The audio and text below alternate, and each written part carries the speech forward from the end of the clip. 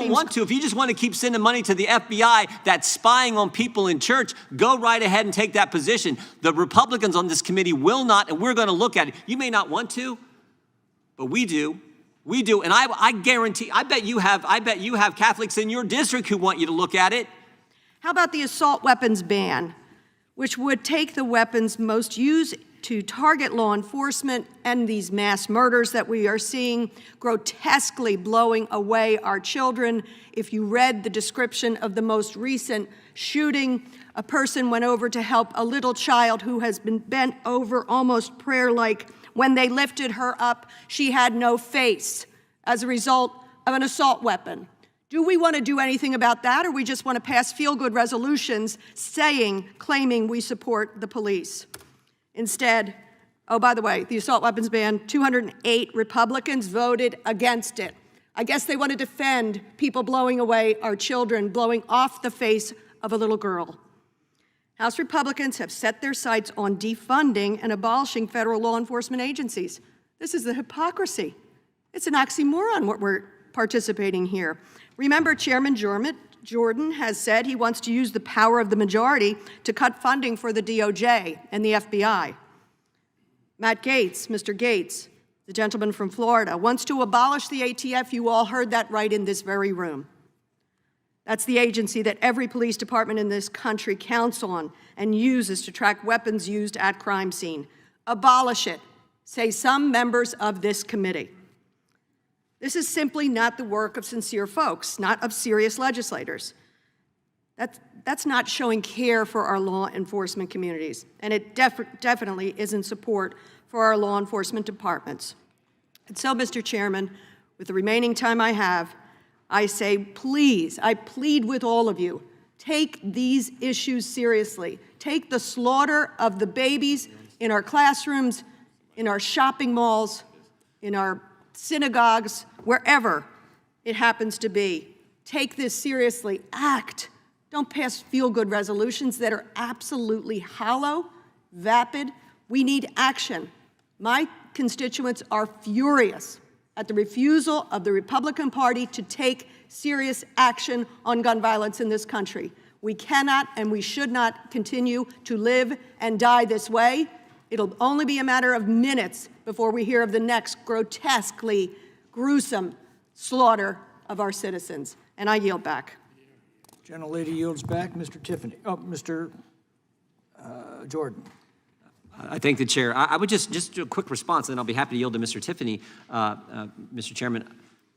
An FBI that has a field office, the Richmond field office, which puts out a memo, and the memo says if you're a pro-life Catholic, you're an extremist, you're a radical, and we're going to look to put sources inside the parish, inside the church to spy on you. I do think we should evaluate how the American tax dollar going to that organization is being spent. That to me seems common sense. And we know that happened because a brave whistleblower came to this committee and said this was going on in Richmond. Now, to the FBI's credit, they rescinded that memorandum, what they call a domain perspective. But would they have done that but for that brave whistleblower coming forward and telling us that? When you got that kind of activity going on and a host of other things that this committee has uncovered, I do think you have to look at the appropriations process and make a decision there. Maybe some of the tax money going to this organization should be spent a little differently. That's what this committee has said. A number of us have said. We're not for taking it away from the rank and file, the good agents out there in the field doing good work, but we are for looking at things like that and saying, maybe you shouldn't be getting all the money you're getting. Will the gentleman yield? No, I will not till I finish. Will the gentleman yield? I will not till I finish here.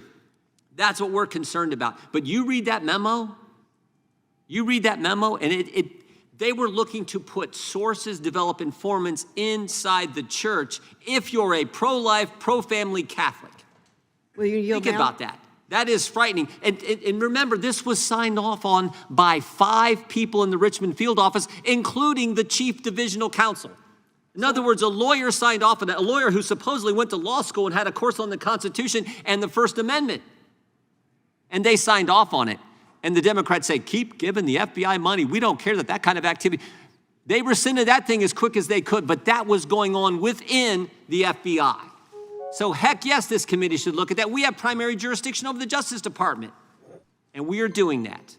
We are doing that, but that is as wrong as it gets, as blatant a violation of First Amendment liberties. The first right in the First Amendment is your right to practice your faith, and the FBI was looking at putting sources in the church to snitch and spy on parishioners.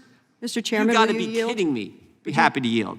Thank you very much. So it seems to me that it is very clear you support defunding the FBI. I didn't say that. I said we got to look at, one of the things we do in this business, in this Congress, is you look at how you appropriate funds. And we will have recommendations going to the Appropriations Committee about how they should use the people I represent in the 4th District of Ohio, the numerous Catholics I represent in the 4th District of Ohio. They have a say in how their money is spent. We are certainly going to look at that. If you don't want to, if you just want to keep sending money to the FBI that's spying on people in church, go right ahead and take that position. The Republicans on this committee will not, and we're going to look at it. You may not want to, but we do. We do, and I guarantee, I bet you have Catholics in your district who want you to look at it. I know I do, and that's what we plan on doing. With that, I yield back to the chairman. I yield to the gentleman, I'm sorry. I'll yield back to the gentleman.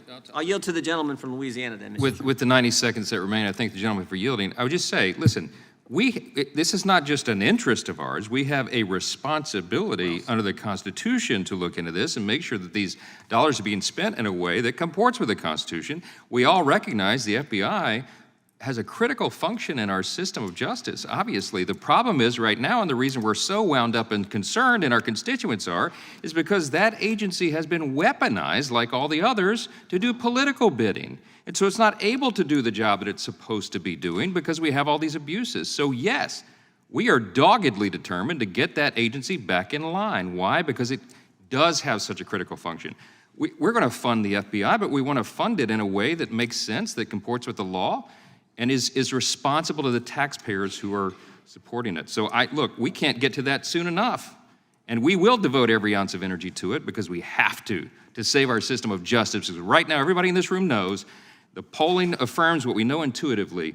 The faith of the American people in our institutions are at all-time lows. They're lower than the president's approval rating, and that's scary.